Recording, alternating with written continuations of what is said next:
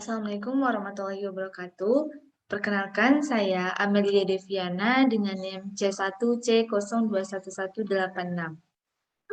Pada kesempatan kali ini, kita akan membahas tentang cara dan sistem pemungutan pajak, tarif pajak, dan fungsi pajak.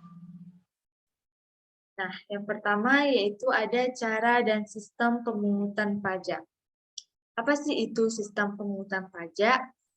Nah, sistem pemungutan pajak ini adalah suatu cara yang dipakai untuk menghitung besarnya pajak yang perlu dibayarkan oleh wajib pajak kepada negara nantinya. Dan di Indonesia sendiri ada 3 cara sistem pemungutan pajak. Itu ada Official Assessment System, Self-Assessment System, dan Withholding System. Nah, apa sih perbedaan antara ketiga hal tersebut? Official Assessment System ini merupakan suatu sistem pemungutan pajak yang memberi wewenang kepada pemerintah atau Fiskus untuk menentukan besarnya pajak yang terutang oleh wajib pajak. Dan ada pun ciri-ciri dari Official Assessment System, yaitu pertama, wewenang untuk menentukan besarnya pajak terutang itu ada pada Fiskus atau pemerintah. Lalu, wajib pajak ini bersifat aktif atau tidak aktif. Dan yang ketiga, utang pajak ini akan timbul apabila telah dikeluarkan surat ketetapan pajak oleh Fiskus nantinya.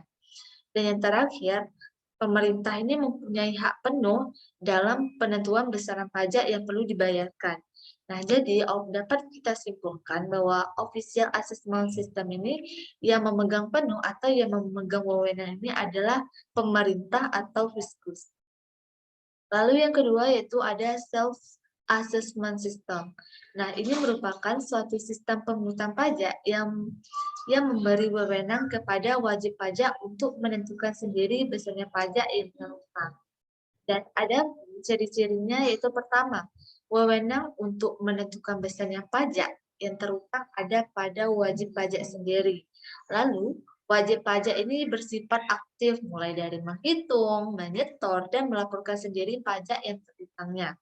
Lalu yang ketiga, Fiskus tidak ikut campur di mana ia hanya mengawasi di dalam hal ini.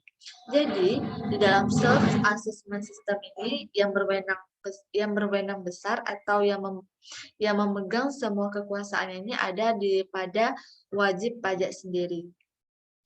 Lalu yang ketiga ada withholding system.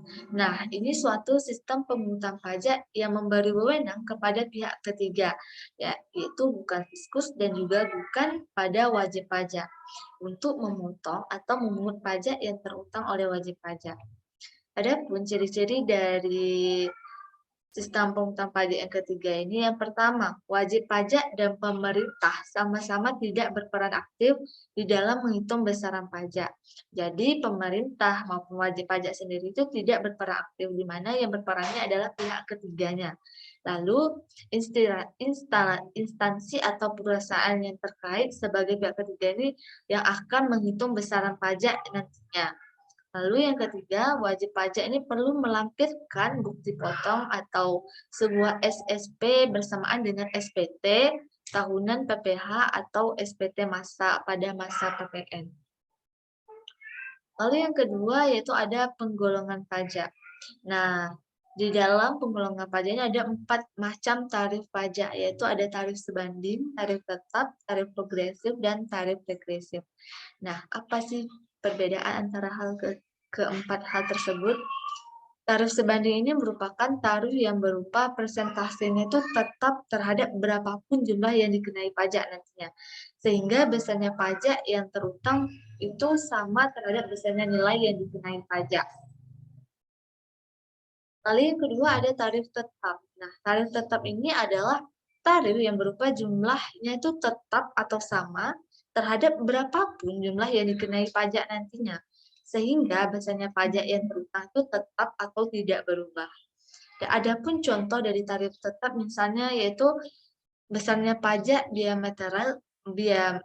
materai untuk cek dan bilet giro dengan nilai nominal berapapun adalah tetap Rp3.000.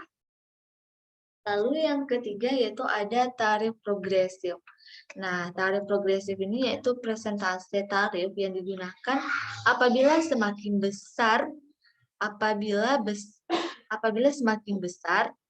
jumlah yang dikenai pajak ini akan semakin besar pula pajaknya nanti.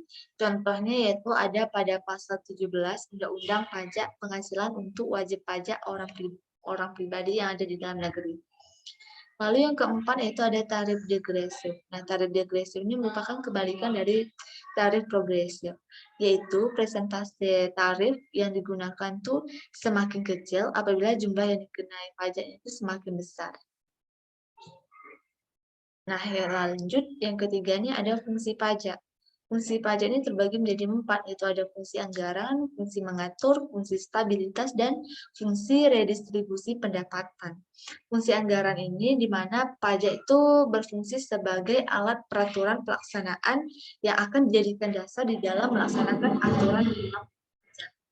Apabila hukum pajaknya tidak konsisten dengan undang-undang, tentu hal ini akan mengakibatkan kendala yang fatal dalam pemungutan pajak. Jadi fungsi anggaran ini sangat berperan di dalam fungsi pajak.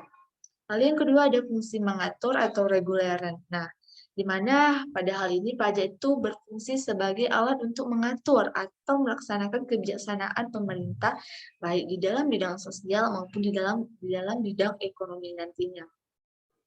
Lalu yang ketiga ada fungsi stabilitas. Nah, fungsi stabilitas ini, pajak ini memiliki peranan dalam menjaga keseimbangan perekonomian negara. Dengan adanya pajak, pemerintah bisa mengeluarkan dan menjalankan kebijakan mengenai stabilitas harga. Lalu yang keempat ada fungsi redistribusi pendapatan, yaitu pajak ini berfungsi sebagai redistribusi pendapatan yaitu masih berhubungan dengan kemakmuran rakyat, di mana hal ini telah disebutkan di dalam Undang-Undang tentang KUHP.